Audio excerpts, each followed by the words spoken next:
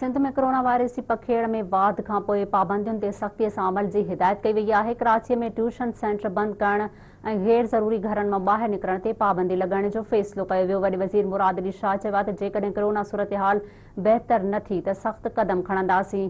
वज़ीर आला हाउस कराची में वॾे वज़ीर सैयद मुराद अली शाह जी सदारत हेठि कोरोना बाबति टास्क फोर्स जो इजलास थियो, जंहिं में सिहत खाते जे अमलदारनि कोरोना बाबति ब्रीफिंग ॾिनी। इजलास में ब्रीफिंग ॾींदे ॿुधायो वियो आहे त जुलाई में 362 मरीज़ कोरोना सबबि फ़ौत थिया आहिनि।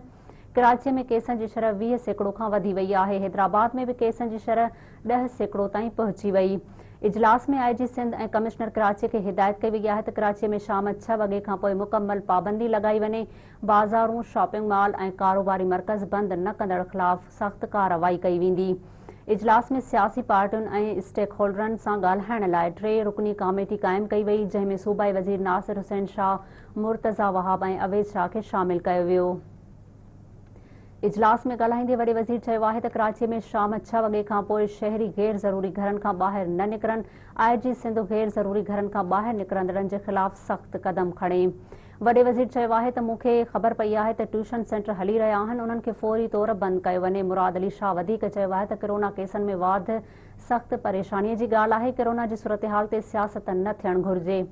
जुमे ॾींहुं ॿीहर कोरोना जी सूरतहाल जो जाइज़ो वठंदे सूरतहाल में बहितरी न आई त अञा वधीक सख़्त क़दम खणंदासीं।